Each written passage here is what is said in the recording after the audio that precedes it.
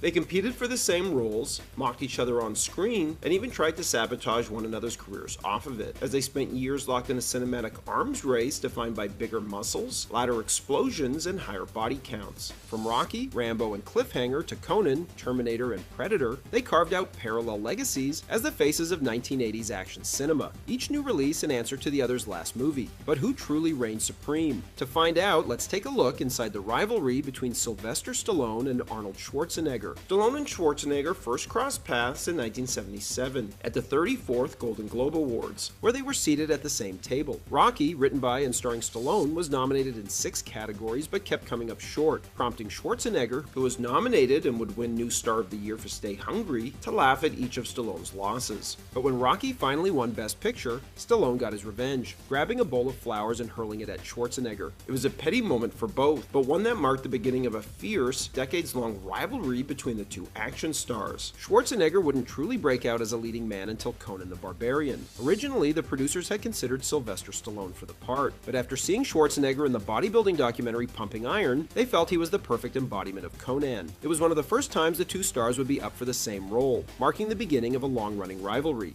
Director John Milius wanted a more athletic and agile look for his lead, so Schwarzenegger underwent an intense 18-month training regimen before filming began, to slim down from 240 to 210 pounds to better fit the role. In addition to weightlifting and running, his routine included rope climbing, swimming, and horseback riding, and because no stuntman could match his massive frame, Schwarzenegger was forced to perform all of his own stunts. The shoot was grueling, and injuries were frequent. In one scene, he was chased by a real wolf that was released too early, catching up to Arnold and pulling him backwards, causing the actor to fall onto a rose bush and needing 12 stitches. It was just one of many painful moments in a film that set the tone for the punishing action roles that would come to define his career. Years later, after Commando hit theaters, Schwarzenegger criticized Stallone for using body doubles for some of the close-up shots of his muscles in his movies. Eventually, Schwarzenegger would find a stunt double his own size in Peter Kent. Originally hired as a stand-in for lighting on the Terminator, Kent caught the attention of director James Cameron, who asked if he had ever done stunt work, kickstarting a professional partnership with Arnold that would span over a dozen films. First Blood wasn't intended to launch a genre. In fact, it nearly destroyed Sylvester Stallone's career. The original cut ran over 3 hours, and Stallone was so horrified by how bad it was that he tried to buy the film back just so he could destroy it. But after a drastic re-edit trimmed the runtime to a lean 93 minutes and removed most of Rambo's dialogue, something unexpected emerged: a new kind of action movie.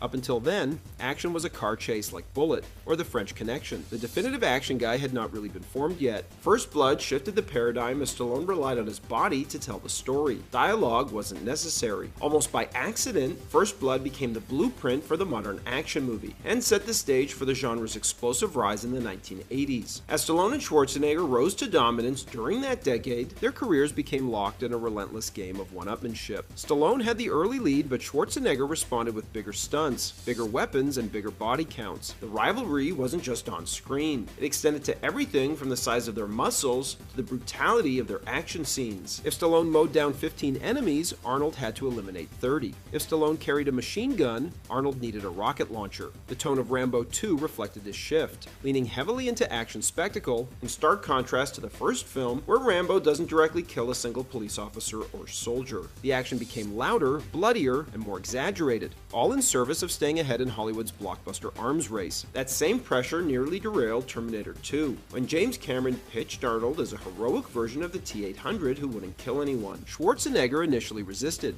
worried that not racking up a kill count would make him look weak next to Stallone. However, Cameron ultimately convinced him, allowing just one exception: the Terminator could shoot a security guard in the leg. It was a small compromise in a rivalry where every bullet counted. Stallone quickly realized that trying to outmatch Schwarzenegger on sheer size, strength, or invincibility was a losing game. While Arnold played the unstoppable force, the guy who could fight a dragon and walk away with nothing but a band-aid, Stallone leaned into vulnerability. He crafted characters who were underdogs, who bled, who struggled, and had to claw their way to victory. Instead of competing head-on, Stallone offered audiences something different: a more grounded, bruised, and emotionally driven hero who didn't win because he was the biggest, but because he refused to give up. At the height of their rivalry, Stallone and Schwarzenegger were constantly competing for the same roles, each trying to outdo the other both on screen and at the box office. But when Schwarzenegger came across the script for Stop or My Mom Will Shoot, he saw an opportunity not to star in it, but to sabotage his competition. Knowing the script was terrible, Arnold devised a plan with his agent to fake interest in the project, anticipating that Stallone's competitive nature would compel him to swoop in and grab it first. Word quickly spread that Schwarzenegger was meeting with the film's director and praising the script, which sent Stallone's team into a panic. Not wanting to lose out on a potential hit or let Arnold get the upper hand, Stallone rushed to sign on. The result was a critically panned comedy that flopped at the box office and became a punchline in Stallone's filmography. For Schwarzenegger, it was a perfectly executed move in their Hollywood chess match, proving that in a war of egos, misdirection could be just as effective as muscle. Throughout their careers, Stallone and Schwarzenegger weren't shy about taking playful, sometimes petty jabs at one another in their films. In Rocky IV, Stallone battles a robotic, juiced-up villain with a thick accent, widely interpreted as a not-so-subtle dig at Schwarzenegger. In Twins, Arnold chuckles at a poster of Rambo, proudly comparing his noticeably larger arms. Stallone fires back in Tango and Cash, calling a fellow inmate Conan the Barbarian, before slamming his face into the prison bars. The back and forth continued in Stop or My Mum Will Shoot, when Estelle Getty points a gun at a thug and says,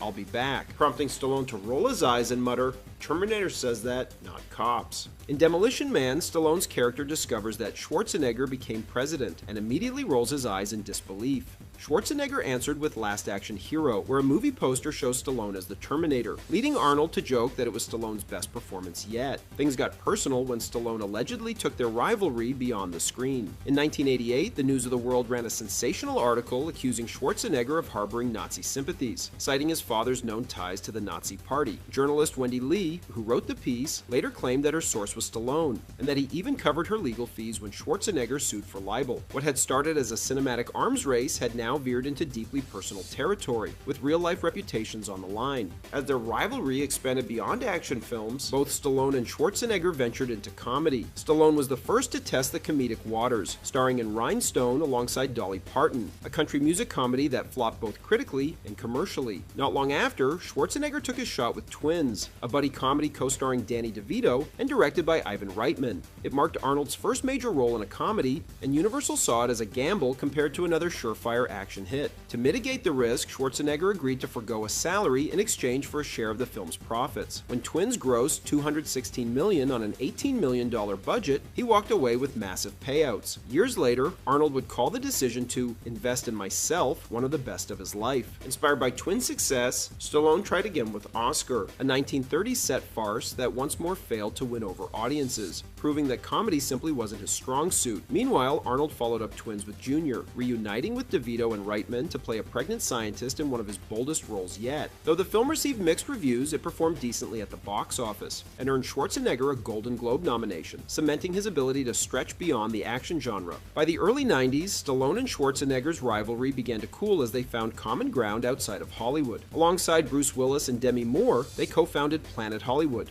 a movie-themed restaurant chain that had them traveling the globe together to promote it. It was during this time that the two former rivals became close friends. Schwarzenegger recalled how their partnership led to a genuine bond, calling Stallone a great human being and saying they eventually became inseparable. As the 2000s approached, the action genre that had made Stallone and Schwarzenegger global icons began to cool off, and both stars saw their box office dominance start to fade. Looking for a new challenge, Schwarzenegger shifted gears and entered politics, running for governor of California. Initially reluctant, Stallone eventually joined him on the campaign trail at the urging of his wife, where the two really hit it off. In time, both men would return to the roles that made them icons, proving that even aging action heroes could still draw a crowd when they went back to what made them legends. Eventually, fans got what they had waited decades for: Stallone and Schwarzenegger sharing the screen. They appeared together briefly in The Expendables, before Arnold returned in a larger role for its sequel before finally teaming up as co-leads in Escape Plan. But by then, the moment had passed. Both were well past their prime, and Escape Plan, a forgettable, paint-by-numbers action film, felt less like a historic collaboration and more like a missed opportunity that came far too late. In the end, what began as a fierce rivalry built on ego, muscles, and box office numbers turned into mutual respect between two of Hollywood's biggest icons. Both Stallone and Schwarzenegger later admitted that their competitive drive during the 80s pushed them to work harder and reach higher than they might have otherwise. Stallone saw Schwarzenegger as a genuine threat, someone who forced him to up his game, while Arnold credited Stallone as the benchmark he was always chasing, whether it was was bigger guns, bigger stunts, or bigger roles, each man's success fueled the other's ambition. And while their long-awaited team-ups came too late to truly capitalize on their peak star power, their shared legacy remains undeniable. Two titans whose rivalry defined an era